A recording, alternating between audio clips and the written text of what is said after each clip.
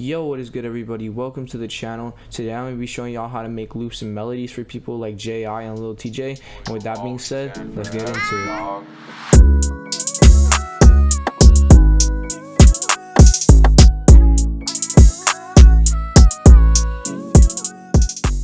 Alright, so this is a melody that I made in my latest loop kit, Heartless. So I'm going to break it down for you. So the first thing we have here is a Labs piano. And all it is on these presets over here. It's just, I just boosted this up a little bit. This just boosts up the sound. And I put that at 27%. And then I put the reverb at 9%. So this is how the melody sounds like.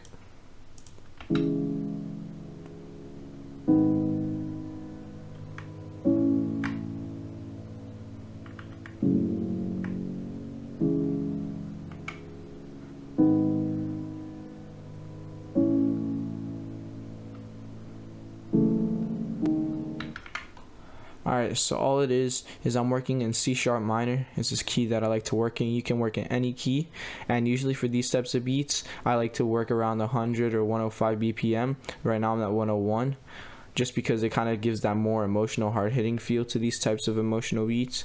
And then from there I basically just started off on my root note, C#, and I just built a minor triad from there. And then I just started at G, and then A, and then F#. So you can work with this progression, but this is really the progression that you need to be working with these types of beats. You can kind of implement different rhythms for them, but this is the progression that I like to use.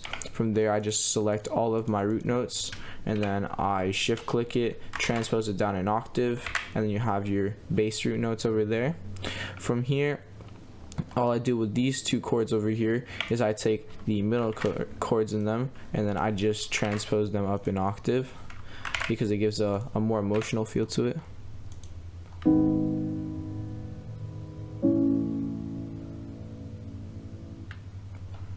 Then I just copy and paste all of that there, and then from here I just all I do is I transpose these. So this chord over here, what I do is I just take the C# and then I just transpose it up one, take the A, transpose it up one as well, and then I just add these two notes over here down as tension. So for the effects that I added on that was just a parametric EQ, and I put a high pass on it, and then I took around some of the lows around the 125 Hertz. That's all I did. So for the piano runs, what I did is I just kind of added 3 or 4 notes that I liked that you could repeat a lot. So for me, this was the one. So C#, B, G#, F, sorry, and then all I did was I just copied and pasted that throughout the entire melody over there, and then I just add these kind of filler notes just to add more rhythm to it. So the entire run sounds like this.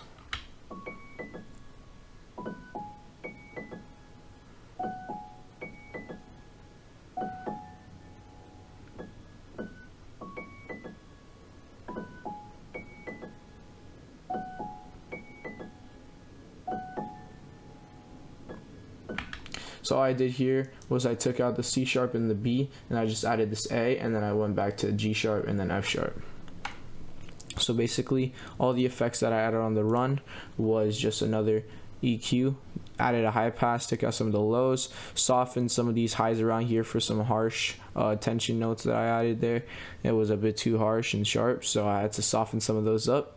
And then I added another EQ doing the same thing because there's still a lot. And that's basically all I did. So then from there, the vocals that I added 2 different vocal chops.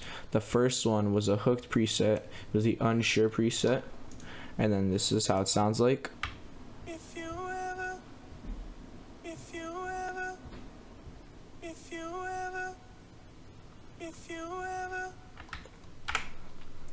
All the effects that I added on that was just an EQ. Took out some of the lows, took out some more here of the muddiness, softened some of the mids, and then I softened the highs as well. I added a Valhalla vintage verb, and what I don't see a lot of people doing with their reverbs is that they don't EQ it, because if you have too much reverb on your track, then at one point your low bass mids or your sub bass, it's going to start to sound really muddy. So I just like to EQ it after. So something that I like on Valhalla vintage verb is I just take out all the pre-delay. I just add the decay that I want. From there I could just take out the low cut. So this one I took out of 450 hertz because it didn't have too much reverb on it, but usually I like to do around 500 hertz. And then here the high cut, I usually turn it all the way up here to like 1800, something like that, but I just took it down to 930 because I wanted it to sound more compressed and EQ'd.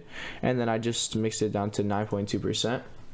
Then I added an EQ that I was talking about, just softened some of those highs, took out some of those lows, just so that it wasn't too full of reverb. And then for the second vocal chop that I added was also a hooked preset, but it was the Tell Me You Miss Me preset. And then from there, this is how it sounds like.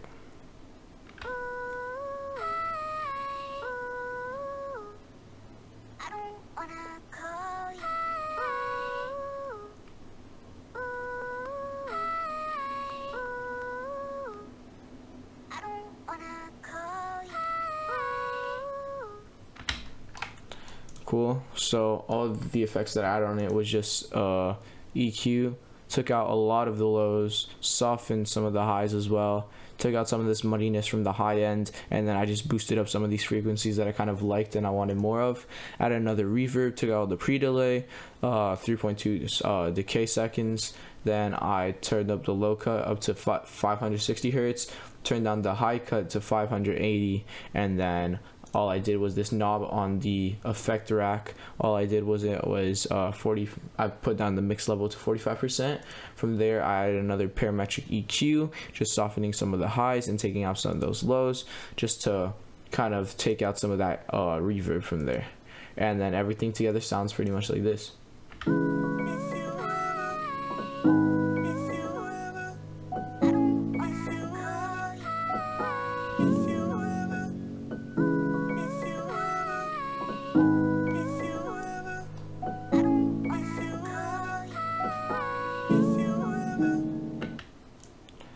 Basically from there, when you're done with your loop, I kind of just arranged it the way that I wanted to, and then from there you could just go to the mixer channel, and then you just click this little button down here.